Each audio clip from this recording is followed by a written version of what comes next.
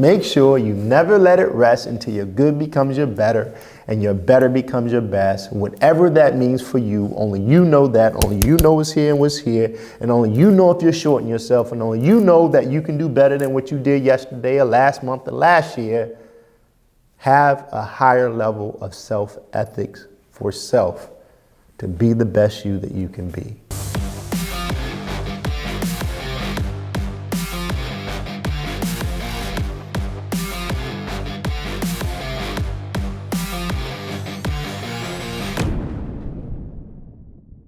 Good morning, Dr. Bowman. Good morning, Kay. How are you today? I am well. Today, we want to start off by answering some questions from your support, following, fans, clients, everyone who follows Dr. Bowman. We just want to start off with one question. Yes. How do you balance between family and work? The proverbial balance question. Well, here's the truth of that matter. There is no balance. It's a myth. It's an ideology that really doesn't exist when you're in grind mode in a business. To have the things that you've never had before, meaning you have to do the things that you've never done before through sacrifice. That's that word, right? And in sacrifice, there is no balance. That's why something is going to be cut short. Something is sacrificed, something is given up in order for the greater good. So to establish this illusion of balance, the most important thing is to have clear communication and buy-in from those impacted by the sacrifice. For instance, I'm married, so therefore I have to have collective buy-in from my wife in saying that, look, sweetie, this is a plan. This is what's required of me, of you, of our family to accomplish these goals in this plan. And this is a time period that is going to be needed to do that. And this is what I'm going to need from you. And please tell me what you're going to expect of me. And through that communication, you come to a deep understanding that you can trust that everyone has bought into the sacrifice. So in that sacrifice, my sacrifice, some days I work 20 hours a day, 7 days a week. Number one, it's not work for me, it's passion. But to whom much is given, much is expected.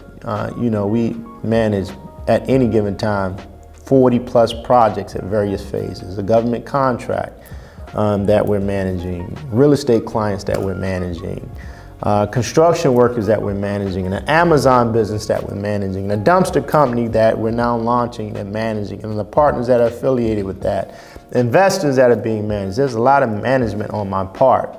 And because I'm striving to have something that I've never had before, and that's generational wealth, to simply do whatever my family and I want to do it, how we want to do it, when we want to do it, without any limitations or reservations. That's a powerful thing.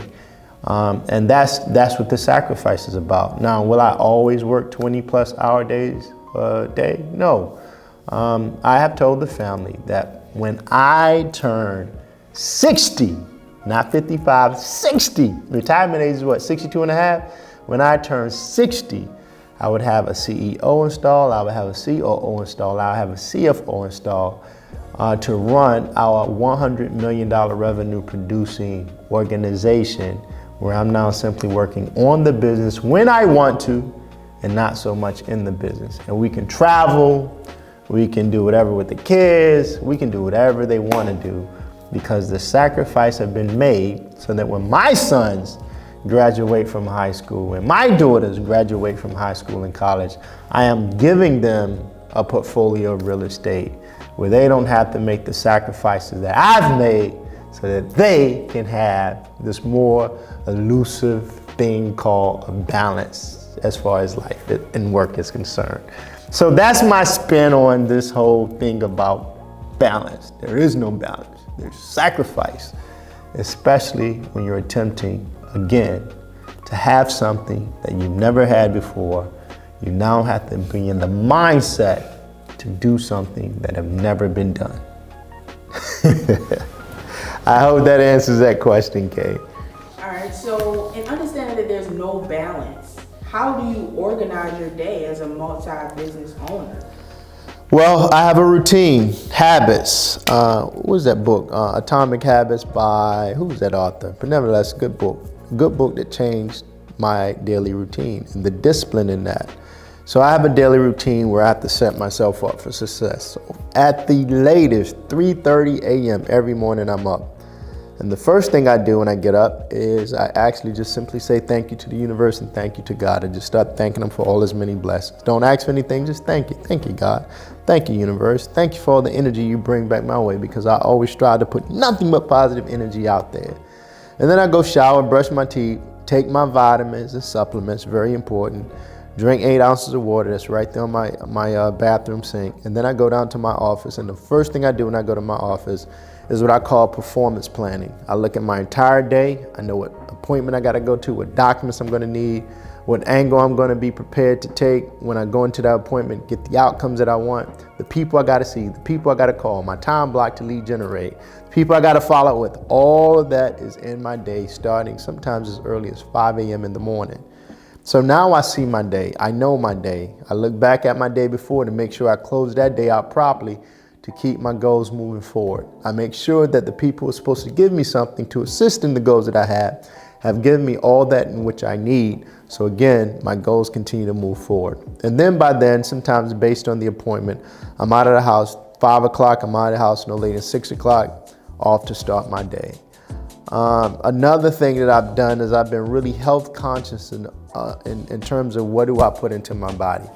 So a really clean diet, which I'm light throughout the day. I don't feel bloated, I don't feel heavy, I don't feel lethargic.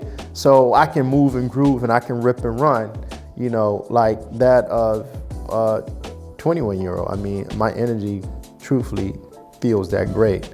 And all of that just helps keep me spiritually sane, keep me mentally sane, keep me physically sane, so that I can take care of business. I can take care of all that I have to manage. Okay, I can only imagine. So you have all of this that you do in the morning, throughout the day, and then you're talking about starting a dumpster company? Yeah. Well, you work smart and not hard. Last year, we spent over $300,000 in dumpsters. $300,000, over $250,000, that's a lot of money. Well, we own a construction business. Every construction site needs a dumpster. Even if we're doing a simple kitchen renovation, it needs a dumpster. So why not add something to the business that we already do? We already have over 40 construction workers in which we can train them to pull and haul out dumpsters. It just makes sense to add to another stream of revenue for the company. Jeff Bezos didn't make his money off of just Amazon as you know it today. Elon Musk didn't just make his money off of Tesla as you know it today. I mean, they own space companies, SpaceX, Blue Origin for Jeff Bezos. Elon Musk was one of the ones who started PayPal that we still use today. I mean, they have multiple streams of revenue that give them unlimited wealth. So just another way that we can start another stream of revenue, doing something that we already do anyway, that's also gonna save our bottom line. I mean, if I'm paying $600 for a dumpster, and really the true cost of a dumpster is, let's just say $200 by the time you pull it, haul it, and whatnot.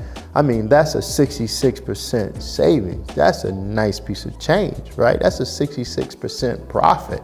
So of that $300,000, just to keep the number simple, let's just say even $300,000 we spend on dumpster services. And now I have my own dumpster service, and the true cost of that dumpster for the year annually is $100,000.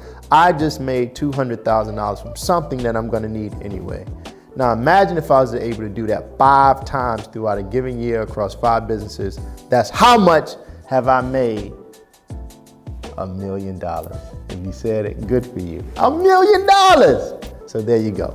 That's why we're starting this dumpster company, and we're excited. It's gonna be called DMV Elite Dumpsters. And it's always good to form partnerships with people that you trust, people that you know, people that love you, and you in return love them.